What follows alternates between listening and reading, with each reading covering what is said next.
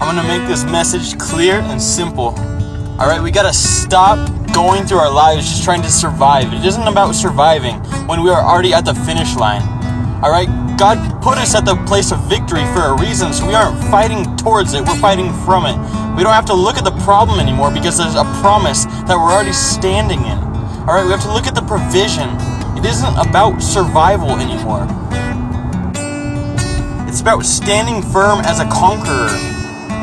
Just because we misunderstand who we're supposed to be doesn't change the truth of who we are. The truth is you are a soldier in the army of Christ. You are the light of the world that disperses all darkness. Nothing, no evil can befall you. No scorpion, no serpent, nothing can touch you. You are a son or a daughter of the Most High God. You are accepted in the Beloved. No one can reject you. No one can offend you. No one can add stress to your life, add anxiety, add depression. That stuff doesn't exist. The only reason it exists in our life right now is because we believe it. We have used the gospel for something to give us a better day and serve us rather than transform us. We just prayed a prayer to get to heaven and we're still living like hell while we're on earth. I'll tell you what, that is not my God. My God paid for freedom. He paid flesh and blood for me. He was beaten, bruised, humiliated.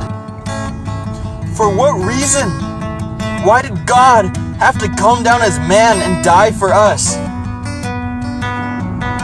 He must have seen something pretty spectacular. He must have seen such a value in us that he was willing to give it all up. To have heaven go bankrupt just to get us back, just to get the image of God back into the earth. We were a shattered mirror, but now we're brand new. There was no fixing us. It wasn't about fixing, it was about creating a whole new generation of sons and daughters that will rise up and say, I am free, I am victorious because of the blood of Christ. And nothing can stand in the way because my Father loves me. My Father cherishes me, and He chose me, He pursues me. Why don't we believe this, guys? All it takes is a little bit of faith, just as small as a mustard seed. But what if we really understood who we are? What if we really understood the price He paid, the value that we are worth, that we are priceless in His sight?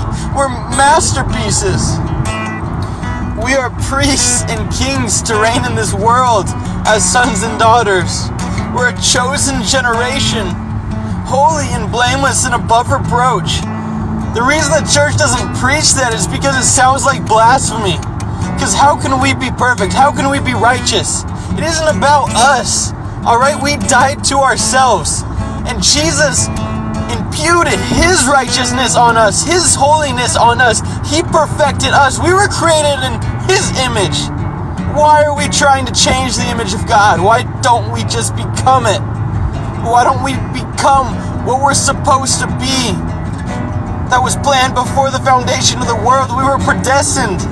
We were predestined to be in the image of God, to be loved, to be held, to be warriors, to be strong, to be powerful, and to multiply His glory on this earth.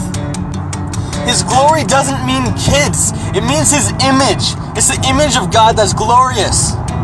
So why aren't we living in the image that He made us? Let's stand firm and let the good news be good news. I don't want to hear people saying they have to struggle for the rest of their life because that's what they've been taught by the wisdom of man and the elementary principles of the world. That is garbage. That is not good news. Good news is Jesus paid in flesh and blood to set me free for good. Who the Son sets free is free indeed. And where the Spirit of the Lord is, there is freedom. There's no denying that. There's no arguing that. We are free in Christ. We are triumphant. We are victorious. We are more than conquerors. We are beloved.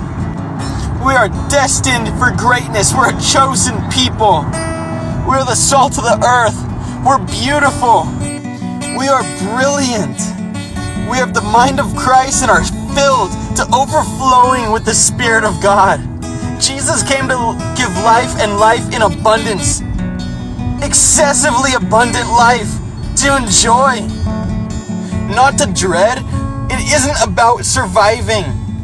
Live and walk from the point of view of the finish line, from the point of view of the finished work of Christ on the cross, crucified for us, so that we could stand in the promise that was promised thousands and thousands of years ago. That we could stand in a place of victory, undefeated, unblemished, unchained by the world. Alright, there is no bricks on our shoulders anymore. There's no chains holding on to our legs. Alright, the sea is not over us. We are standing above the waves. We're in the clouds. We are seated in heavenly places with Christ. Let's choose to believe this stuff and stop living a defeated lifestyle.